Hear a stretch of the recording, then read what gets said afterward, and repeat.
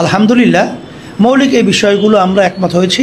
আর আমাদের ধারাবাহিক আলোচনা পর্যালোচনা এবং আমাদের বৈঠক আলহামদুলিল্লাহ সামনে চলতে থাকবে।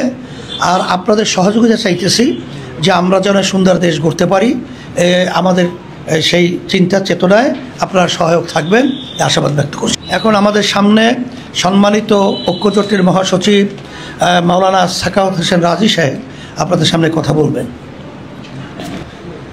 সম্মানিত সাংবাদিক বন্ধুগণ, ইসলামী আন্দোলন বাংলাদেশের সঙ্গে আজকে ইসলামী ঐক্যজোটের হৃদ্যতাপূর্ণ পরিবেশে খুব সুন্দর একটি বৈঠক অনুষ্ঠিত হয়েছে।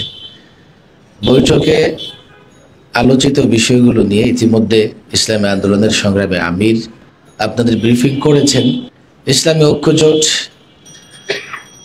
একটা সংগ্রামী রাজনৈতিক সংগঠন, তবে ফেসিবাদের শেষ দিকে একটা দুঃস্বপ্নের মধ্য দিয়ে কিছুটা সময় তাকে পার করতে হয়েছে। ইনশাল্লাহ 5ই আগস্টের পরে ইসলামী ঐক্যজোটের ফেসিবাদ বিরোধী নেতৃবৃন্দ একত্রিত হয়ে নতুন একটা ইসলামী ঐক্যজোট আবার জাতিকে উপহার দিতে সক্ষম হয়েছে। এবং আমরা যারা এখন ইসলামী ঐক্যজোটের সঙ্গে সম্পৃক্ত আছি, বিশেষ করে এই সংগঠনের চেয়ারম্যান সাহেব এবং আমি তো তিনবার দীর্ঘ সময়, এমনকি 21-এ গ্রেফতার হওয়ার পরে প্রায় 2.5 মাস আমাকে রিমান্ডে নির্যাতন করা হয়েছিল। এই সংগঠনের ভাইস চেয়ারম্যান মাওলানা জুবায়ের আহমদ সাহেব, ইনিও লম্বা সময় কারারুদ্ধ ছিলেন, কারাবন্দী ছিলেন। ইসলামী ঐক্যজোটের নানা নেতাকর্মী নানা সময় জুলুম এবং নির্যাতন সহ্য করেছে। বিশেষ করে ইসলামী ঐক্যজোটের দীর্ঘ সময় যিনি নেতৃত্ব দিয়েছেন আল্লামা মুফতি ফজল আমিন রহিমাহুল্লাহ, যিনি এই আওয়ামী ফেসিবাদের জুলুম নির্যাতন সহ্য করতে করতে গৃহবন্দী অবস্থায় দুনিয়া থেকে পরকালে চলে গেছেন।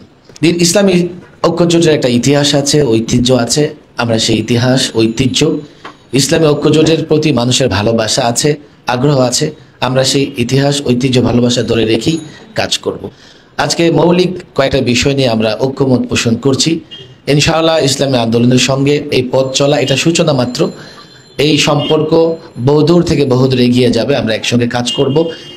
এই ধারাবাহিকতায় সংগ্রামী আমির ইসলামী আন্দোলনের যে চেষ্টা করছেন ইসলামী দলগুলোকে নিয়ে ইসলামী শক্তির জাগরণ ঘটানো এবং আগামী নির্বাচনে যাতে ইসলামী শক্তিগুলো একটা বড় ধরনের সফলতা অর্জন করতে পারে, সেই চেষ্টা যিনি করছেন, আমরা আজকে প্রতিজ্ঞাবদ্ধ হয়েছে আমরা সেই চেষ্টার সহযোগী হব, নিঃসন্দেহে সহযোগী হব।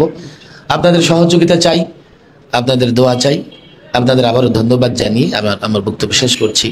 ওমা তৌফিক ইল্লা বিল্লাহ।